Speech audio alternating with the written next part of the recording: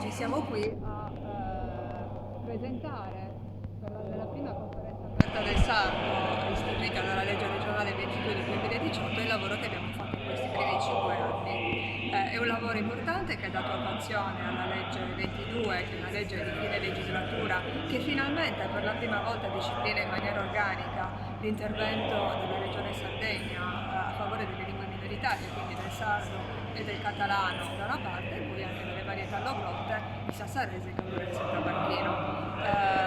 Oggi presentiamo quello che è il lavoro che abbiamo fatto, relativo soprattutto a 3 politiche pubbliche che per noi sono particolarmente importanti. La prima politica pubblica è quella del sostegno agli sportelli linguistici territoriali, che sono un presidio importantissimo in moltissimi comuni della Sardegna organizzati in rete per offrire servizi alla popolazione, sia servizi di traduzione, consulenze linguistiche, ma anche progetti culturali, che sono quelli a cui noi siamo maggiormente affezionati, perché sono quelli che riescono a fare una disseminazione maggiore e anche formazione linguistica. La seconda politica fondamentale è la certificazione linguistica, perché per la prima volta in Sardegna siamo riusciti a certificare con l'Università di Cagliari per il sardo e con il Comune di Alghero per il catalano, a certificare le 2 lingue minoritarie, seguendo quello che è l'approccio del quadro europeo delle lingue a livello C1. Quindi abbiamo già circa 120 più o meno operatori certificati C1 sia nel catalano di Alghero che nel sardo. La terza politica è il Brendas, che è l'avviso che ormai ogni anno in maniera regolare il mio servizio fa uscire e che scadrà peraltro il 6 di ottobre,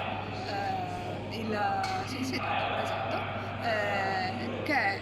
dà sostegno per la promozione delle lingue minoritarie e delle varietà alloglotte nell'editoria, nei giornali online e soprattutto nelle produzioni radiofoniche e televisive. È un avviso a cui noi siamo molto affezionati, perché abbiamo ormai degli operatori che tutti gli anni puntualmente fanno domanda e altri operatori che si aggiungono e che sperimentano appunto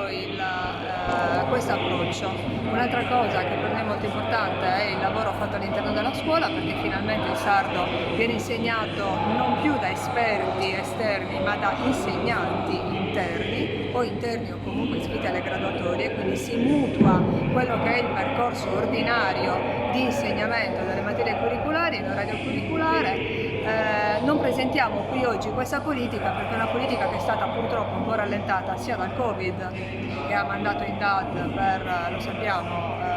per un po' di tempo purtroppo tutti i nostri bambini e i nostri ragazzi, e anche perché la certificazione C1, la prima certificazione C1 si è avuta nel 2022 e quindi una delle condizioni per poter avere insegnanti bravi e qualificati era quella di avere la certificazione C1, ma sicuramente questo sarà oggetto di una prossima conferenza magari l'anno prossimo. Grazie a tutti.